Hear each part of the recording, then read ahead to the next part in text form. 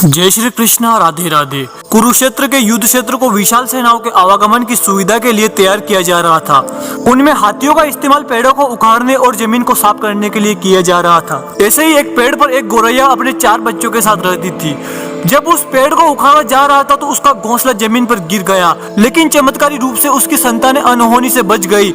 लेकिन वो अभी बहुत छोटे होने के कारण उड़ने में असमर्थ थे। कमजोर और भयभीत गोरैया मदद के लिए इधर उधर देखती रही।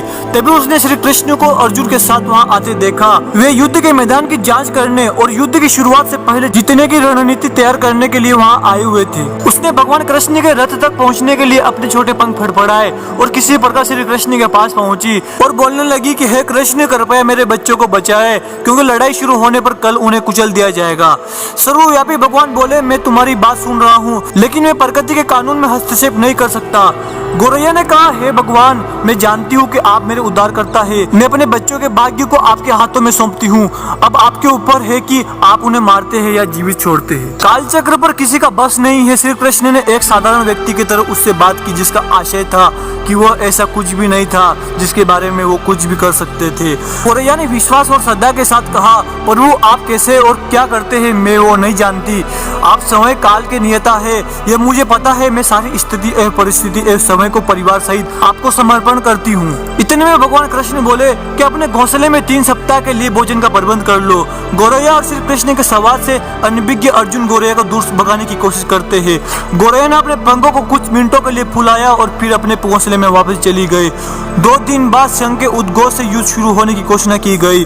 कृष्ण ने अर्जुन से कहा कि अपने धनुष और बाण मुझे दो। अर्जुन चौंका, क्योंकि कृष्ण ने युद्ध में कोई भी हथियार नहीं उठाने की शपथ ली थी। इसके अतिरिक्त अर्जुन का मानना था कि वह ही सबसे अच्छा धनुधर है। फिर अर्जुन बोले, मुझे आज्ञा दे भगवान।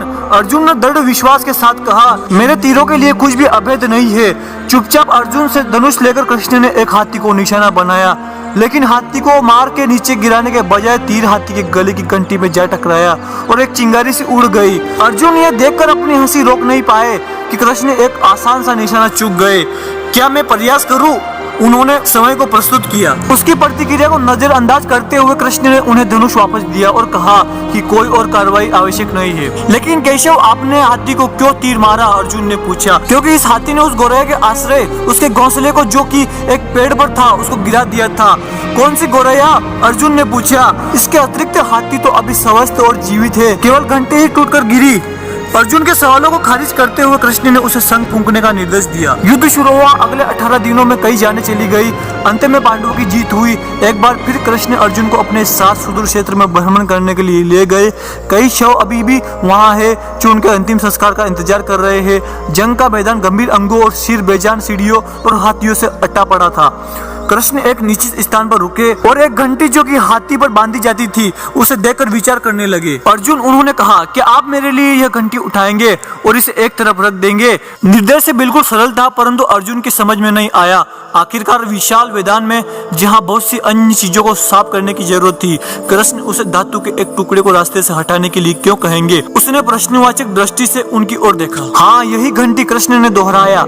यह वही घंटी है जो हाथी की गर्दन पर पड़ी थी, जिस पर मैंने तीर मारा था। अर्जुन बिना किसी और सवाल के भारी घंटी उठाने के लिए नीचे झुके। जैसे ही उन्होंने इसे उठाया, उनकी हमेशा के लिए जैसे ही दुनिया बदल गई। 1 2 3 4 और 5 4 युवा पक्षियों और उसके बाद एक गोरैया उस घंटी के नीचे से निकले। बाहर निकल के माँ और छोटे पक्षी कृष्ण के इर्द गिर्द मंडराने लगे। वे बड़े आनंद से उनकी परिक्रमा करने लगे।